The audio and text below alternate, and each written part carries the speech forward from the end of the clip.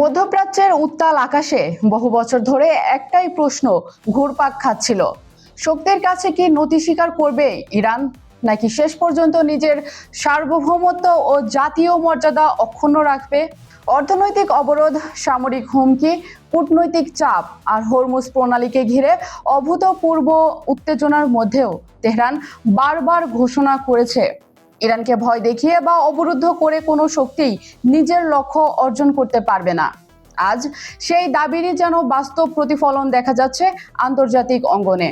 বিশ্বের পরাশক্তিগুলো যখন একের পর এক সমঝোতার পথ খুঁজতে বাধ্য হচ্ছে, তখন স্পষ্ট হয়ে উঠেছে একটি সত্য: মধ্যপ্রাচ্যের নিরাপত্তা, জ্বালানি সরবরাহ এবং আঞ্চলিক স্থিতিশীলতার কেন্দ্রবিন্দুতে রয়েছে ইরান।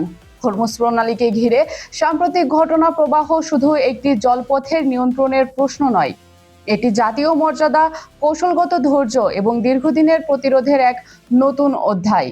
তাহলে কি সত্যিই মধ্যপ্রাচ্যের শক্তির ভারসাম্য বদলে গেছে? ইরান কি অর্জন করলো এক ঐতিহাসিক কূটনৈতিক বিজয়? আর এর প্রভাব বিশ্ব অর্থনীতি ও আন্তর্জাতিক রাজনীতিতে কতটা গভীর হতে পারে?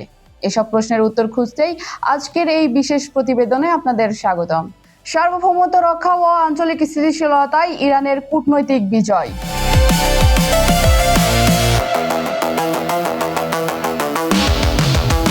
দীর্ঘদিন ধরে চলা মার্কিন নিষেধাজ্ঞা, সামরিক উস্কানি এবং নৌ অবরোধের মুখে দাঁড়িয়ে ইরান তার জাতীয় স্বার্থ ও সার্বভৌমত্ব রক্ষায় অবিচল ছিল। মার্কিন প্রেসিডেন্ট ডোনাল্ড ট্রাম্পের সাম্প্রতিক ঘোষণা প্রমাণ করে, ইরানকে বাদ দিয়ে মধ্যপ্রাচ্যের নিরাপত্তা নিশ্চিত করা অসম্ভব। ট্রাম্প নিজেই স্বীকার করেছেন, হরমুজ প্রণালী দিয়ে পুনরায় বাণিজ্যিক জাহাজ চলাচল শুরু হয়েছে।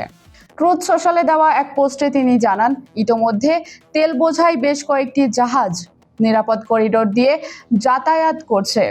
তবে ইরান স্পষ্ট করে দিয়েছে, এই জলপথের ওপর তার পূর্ণ নিয়ন্ত্রণ রয়েছে এবং তথাকথিত সাউদার্ন হাইওয়ে কিংবা অন্য কোনো রুট ব্যবহারের ক্ষেত্রে ইরানের জাতীয় নিরাপত্তা ও সমুদ্র সীমার আইনকে অবশ্যই শ্রদ্ধা জানাতে হবে।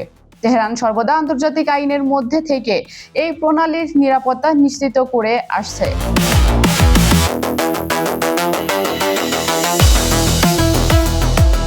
মার্কিন প্রেসিডেন্ট ডোনাল্ড ট্রাম্প ও ফরাসি প্রেসিডেন্ট ইমানুয়েল ম্যাক্রোর যৌথ সংবাদ সম্মেলনের মাধ্যমে এটি পরিষ্কার, পশ্চিমা বিশ্ব ইরানের শর্ত মেনে নিতে বাধ্য হয়েছে।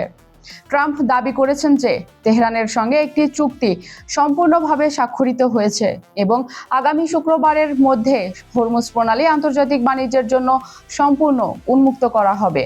যদিও ইরান সরকার এখনো আনুষ্ঠানিক কোনো প্রতিক্রিয়া জানায়নি, তবে তেহরানের এই কৌশলগত নীরবতা প্রমাণ করে যে তারা সস্তা প্রচারণায় বিশ্বাসী নয়। ইরান কোনো চাপের মুখে নতি স্বীকার না করে নিজের মর্যাদা অক্ষুণ্ণ রেখে একটি সম্মানজনক চুক্তিতে পৌঁছেছে, যা বিশ্ব রাজনীতিতে ইরানের এক বিশাল কূটনৈতিক সাফল্য হিসেবে দেখা হচ্ছে।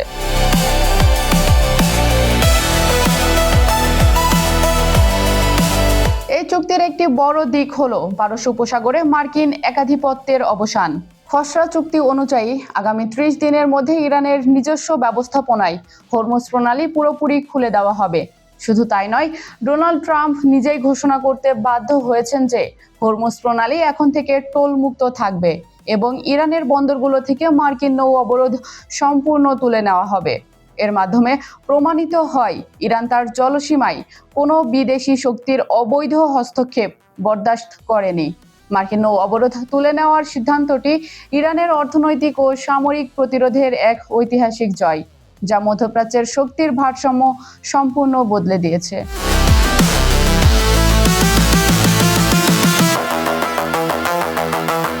এই শান্তি চুক্তি সম্পন্ন করার ক্ষেত্রে বন্ধু প্রতিম রাষ্ট্র পাকিস্তানের ভূমিকা ছিল অত্যন্ত প্রশংসনীয়।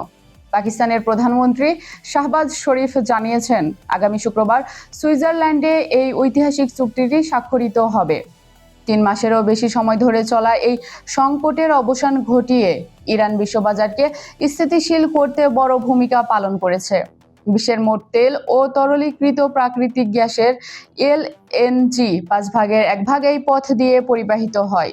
ইরানের এই দায়িত্বশীল ও শান্তিপূর্ণ নীতির কারণেই বিশ্ববাজারে তেলের সরবরাহ স্বাভাবিক হওয়ার সম্ভাবনা তৈরি হয়েছে, যার ফলে ব্রেন্ট ক্রুড এবং WTI তেলের দাম এক ধাক্কায় 4% বেশি কমে গেছে।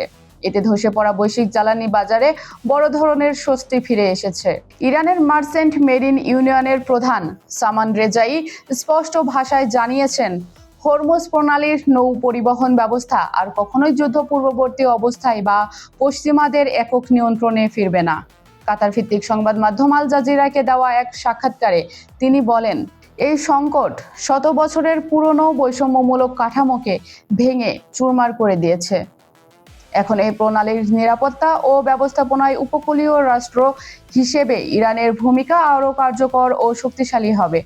ইরান ভিত্তিক এই সংগঠনটির মতে, পশ্চিমা শক্তির কারণে পারস্য উপসাগরের উভয় পাড়ের বন্দর, পরিবহন অবকাঠামো এবং তেল স্থাপনার যে ব্যাপক ক্ষয়ক্ষতি হয়েছে তা পুনর্নির্মাণ করা এখন সময়ের দাবি। তবে এই অঞ্চলের নতুন শৃঙ্খলা এখন সম্পূর্ণভাবে তেহরানের নির্দেশনায় পরিচালিত হবে। KCM ট্রেডের প্রধান বাজার বিশ্লেষক টিম ওয়াটারার এবং কমনওয়েলথ ব্যাংক অব অস্ট্রেলিয়ার পণ্য বিশ্লেষক বিবেক ধর মনে করেছেন, হরমুজ প্রণালী দিয়ে তেল সরবরাহ যদি আগের তুলনায় 60 থেকে 70% পৌঁছায়, তবে বাজারে তেলের যোগান চাহিদার চেয়ে অনেক বেড়ে যাবে। এর অর্থ হলো বৈশ্বিক জ্বালানি বাজারের চাবিকাঠি এখন সম্পূর্ণভাবে ইরানের হাতে। যুদ্ধের কারণে মধ্যপ্রাচ্যের জ্বালানি অবকাঠামোর যে ক্ষতি হয়েছে তা কাটিয়ে উঠে ইরান কত দ্রুত উৎপাদন ও রপ্তানি বাড়াতে পারে সেদিকে পুরো বিশ্ব তাকিয়ে আছে। বিশেষজ্ঞদের ধারণা, বছর শেষে ব্রেন্ট তেলের দাম ব্যারেল প্রতি $80 নেমে আসতে পারে। এই সমস্ত সমীকরণ প্রমাণ করে ইরান কেবল নিজের অধিকারই রক্ষা করেনি, বরং বৈশ্বিক অর্থনীতিকে এক বড় বিপর্যয় থেকে রক্ষা করেছে। আন্তর্জাতিক রাজনীতির এই গুরুত্বপূর্ণ মোড়ে ইরানের এই কূটনৈতিক ও কৌশলগত অবস্থান বিশ্বমঞ্চে তার শক্তিকে আরও সুসংহত করল। হরমুজ প্রণালীর ওপর ইরানের এই নিয়ন্ত্রণ আগামী দিনে মধ্যপ্রাচ্যের রাজনীতিতে নতুন সমীকরণ তৈরি করবে।